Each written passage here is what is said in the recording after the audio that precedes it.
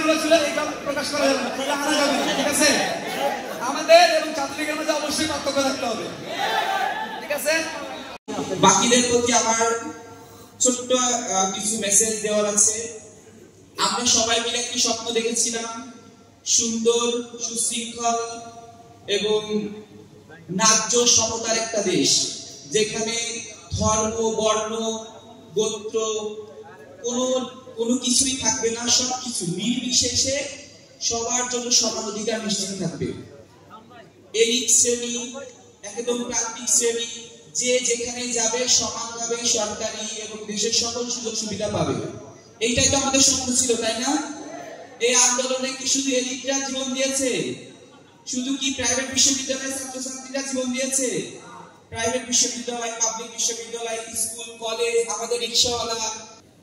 আপনারা এই বিপ্লবে সুনামগঞ্জ থেকে এই বিপ্লব সফল করতে গুরুত্বপূর্ণ ভূমিকা রেখেছেন। আমরা গোটা বাংলাদেশের শিক্ষার্থীরা ঐক্যবদ্ধভাবে খুনি হাসিনা সহ তার সরকারকে পতন ঘটিয়েছি। খুনি হাসিনা যেই ফ্যাসিবাদী রাষ্ট্র কায়েম করেছিল, সেখান থেকে আমরা শুধুমাত্র খুনি হাসিনাকে বিদায় করেছি। কিন্তু এই খুনি হাসিনার যে ফ্যাসিস্ট সিস্টেম, যে ফ্যাসিস্ট কাঠামো, এটা যেমন রাষ্ট্রে এক্সিস্ট করতেছে, একইভাবে সমাজে করতেছে, এবং ব্যক্তির মাঝেও এই ফ্যাসিস্ট কাঠামো আছে, ফ্যাসিস্ট ব্যবস্থা আছে। এই ব্যক্তি থেকে রাষ্ট্র, সমস্ত জায়গা থেকে যতক্ষণ না পর্যন্ত এই ফ্যাসিস্ট ব্যবস্থা আমরা দূর করতে পারবো, ততক্ষণ পর্যন্ত আমাদের এই লড়াই কিন্তু শেষ হচ্ছে না। আমাদের লড়াই কি শেষ হয়েছে? আমি কি বলছি, আমাদের সংগ্রাম শেষ হয়নি।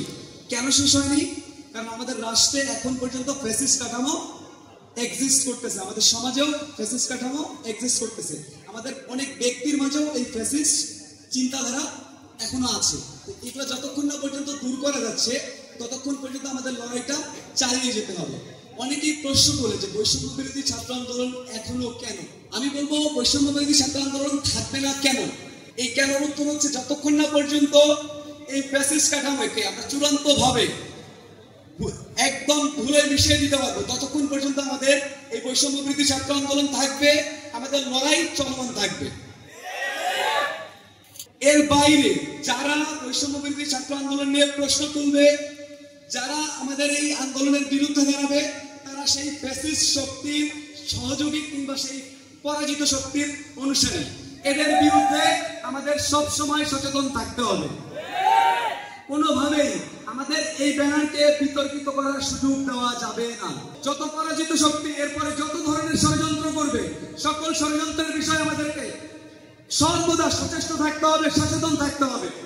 আমাদেরকে সবসময় ঐক্যবদ্ধ থাকতে হবে। আমরা যদি ঐক্যবদ্ধ থাকি, তাহলে আমরা সকল ধরনের অপশক্তিকে মোকাবেলা করতে পারবো।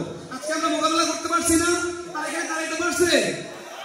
আন্দোলনের পরে বেশিরভাগ জনতাই ঘরে ফিরে গেছে, কারণ সবাই কর্মজীবী। যারা জনতা ছিল তারা বিভিন্ন জন বিভিন্ন পেশার সাথে জড়িত। তাদেরকে কি আমরা ঘরে যে ফিরে গেছে তাদেরকে কি ঘরে রেখে দিব, নাকি আমাদের সাথে আবার যুক্ত করব? আমাদের সাথে আবারও যুক্ত করতে হবে। এই জনতাকে যুক্ত করার জন্যই জাতীয় নাগরিক কমিটি তৈরি হয়েছে। আমাদের যে কেন্দ্রীয় কমিটি হয়েছে, সেই কেন্দ্রীয় কমিটি খুব শীঘ্রই, আমরা আজকে যেরকম ছাত্রদের নিয়ে বসেছি, সেই জাতীয় নাগরিক কমিটি জেলা উপজেলা সব জায়গায় সফর করে সেখানে নাগরিকদের ঐক্যবদ্ধ করবে। ছাত্ররা এবং নাগরিকরা সম্মিলিতভাবে আগামীর বাংলাদেশ গড়বে ইনশাআল্লাহ।